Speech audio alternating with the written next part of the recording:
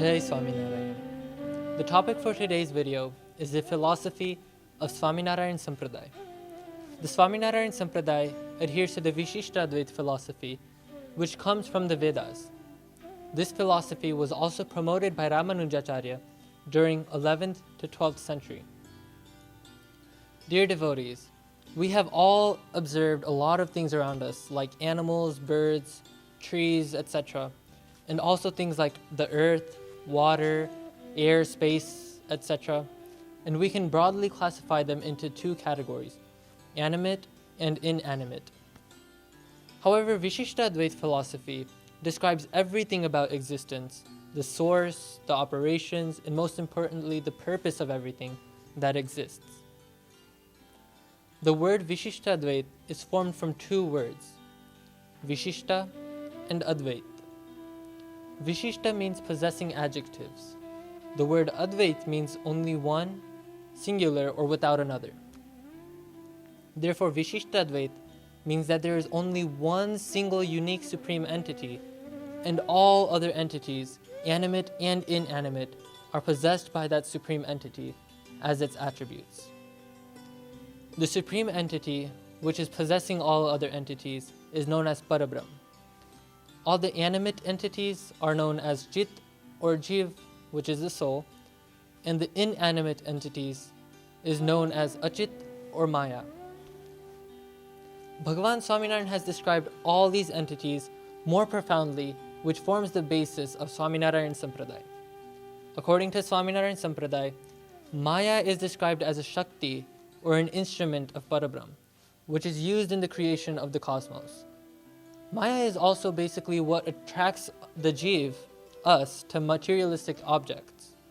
It creates bondage between Jiv and the body, along with bodily possessions. And it causes the Jiv to further digress into the cycles of birth and death. Next, the Jiv.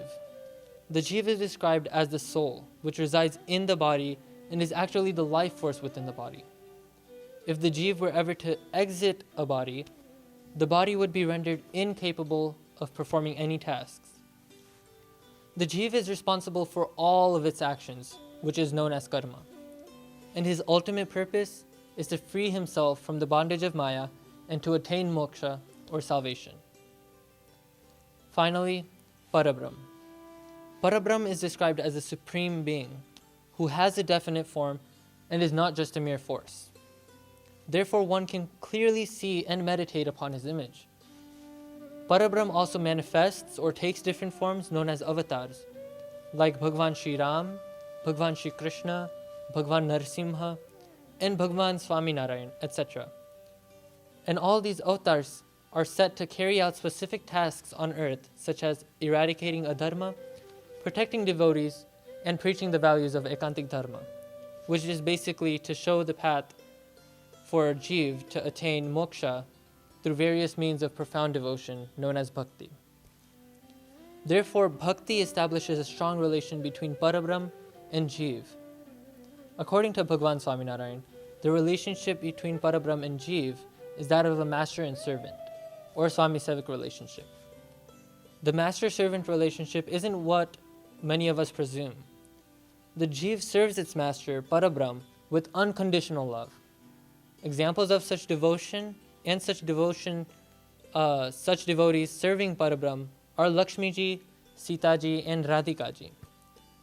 Hence, the philosophy of Swaminarayan Sampraday states that we, the Jiv, should engage ourselves in serving Parabrahm, our master, by performing various forms of bhakti, liberating ourselves from the bondage of Maya, and ultimately securing our moksha.